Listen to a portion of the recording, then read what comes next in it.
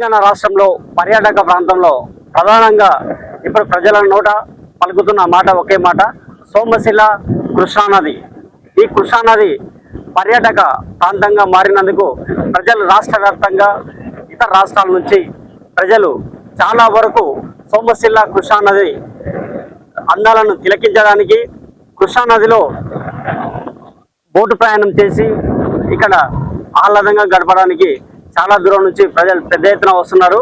ముఖ్యంగా ఇక్కడ రాష్ట్ర పర్యాటక శాఖ మంత్రి జూపల్లి కృష్ణారావు కాన్స్టిట్యున్సీలో సోమశిల ఉండడం, ముఖ్యంగా ఆ సోమశిలకు ప్రాధాన్యత ఇస్తూ పర్యాటక ప్రాంతాన్ని మొదటి నుంచి ఆయన అభివృద్ధి చేస్తూ వస్తున్నారు. ఇప్పుడు ఇదే విధంగా ఈసారి గత ఎండాకాలంలో వాటర్ తక్కువ ఉండడంతో పర్యాటకులు కూడా తగ్గిండ్రు. ఇప్పుడు వాటర్ ఫ్లో అక్కడ జూరాల గేట్లు ఎత్తివేయడంతో అక్కడ నుంచి వాటర్ ఫ్లో పెరిగి సోమశిలకు వాటర్ చేరుకుంటుంది. ఈ సోమశిలకు వాటర్ రావడం ద్వారానే సప్తనదుల మధ్యలో సప్తనదుల అందాలను తిలకించడానికి ప్రజలు భారీ ఎత్తున వచ్చి సెల్ఫీలు తీసుకుంటూ కుటుంబాల సమేతంగా వచ్చి వాళ్ళు తీసుకుంటున్నారు. చాలా వరకు ఇక్కడ ఇలాంటివి కూడా పిండ ప్రదానాలు కూడా చేస్తున్నారు.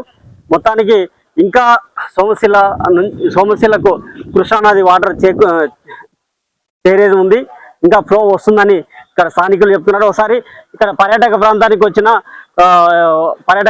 వచ్చిన వాళ్ళు కూడా అడిగి తెలుసుకుందాం. బ్రదర్, ఎట్లా అనిపిస్తుంది మీకు ఇక్కడ రావడం వల్ల? మీరు ఇక్కడ మాట్లాడండి, మీకు ఎట్లా ఉంది, మీకు ఎట్లా అనిపిస్తుంది ఇక్కడ సోమశిలకు రావడం వల్ల? ఇక్కడ ఎట్లా ఉంది మీకు? అంటే పర్యాటక ప్రాంతానికి సంబంధించిన అన్ని ఏర్పాట్లు ఇక్కడ అధికారులు చేసిండ్రా? ఇంకేమైనా చేసేది ఉందా? అంటే ఫ్యామిలీలతోనే వస్తున్నారా మీరు? సింగిల్ గా? ఓకే, బ్యాచిలర్స్ కానీ అదే విధంగా ఫ్యామిలీస్ కూడా చాలా వరకు వస్తున్నారు. ముఖ్యంగా ఇక్కడ చేపల ఫ్రై, అంటే సోమశిల అంటేనే చేపలు గుర్తొస్తాయి, చేపల ఫ్రై గుర్తొస్తుంది.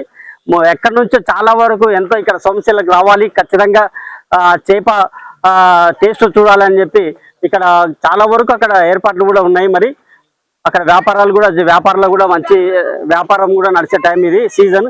అలాంటి సీజన్లో కృష్ణానదికి పర్యాటకులు కూడా చాలా వరకు భారీ స్థాయిలో వస్తున్నారు.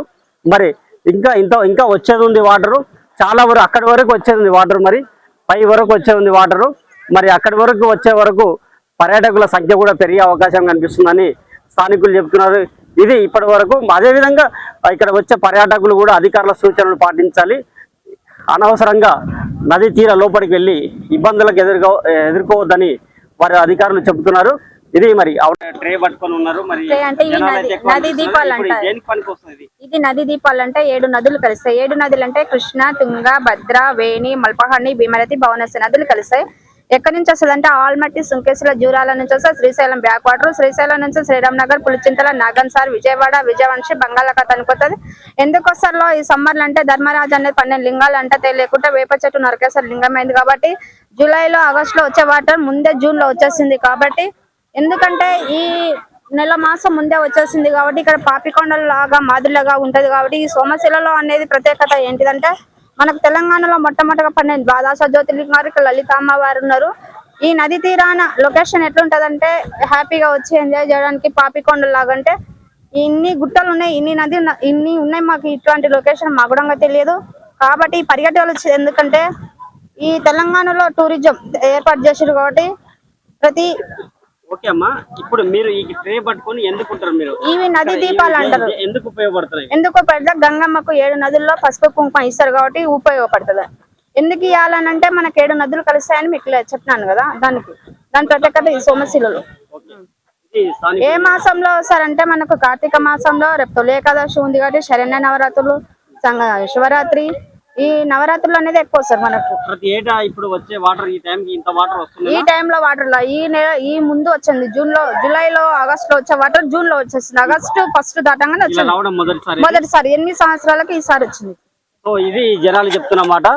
ఇక్కడ వాటర్ ముందస్తుగా ఇక్కడ రావడం ద్వారా, అదిగాక తొలి ఏకాదశి రావడం, ఈ సందర్భంగా పర్యాటకులు, భక్తులు సోమశిల పుణ్యక్షేత్రం లలితా సోమేశ్వర ఆలయ దర్శనానికి, స్వామివారి దర్శనానికి, ఈశ్వర పరమేశ్వర దర్శనానికి ఇక్కడ జనాలు రాబోతున్నారు.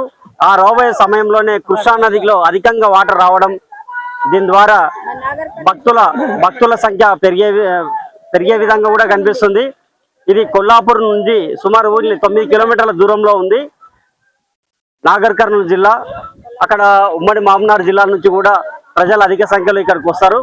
మరి ఈ సందర్భంగా రాబోయే తొలి ఏకాదశిని దృష్టిలో పెట్టుకొని అధికారులు కూడా ఇక్కడ ఏర్పాట్లు కూడా అన్ని చేయాలని, అదేవిధంగా ఈ స్థానిక ఉన్న రాష్ట్ర మంత్రివర్యులు కూడా మళ్ళీ ఒకసారి వచ్చి ఇక్కడ విజిట్ చేసి ఇక్కడ భక్తులకు ఎలాంటి ఇబ్బందులు లేకుండా చూడాలని కోరుతున్నారు. ఇది ఔటర్ రాజశేఖర్, ఉమ్మడి మామనాడు జిల్లా, క్యూ న్యూస్.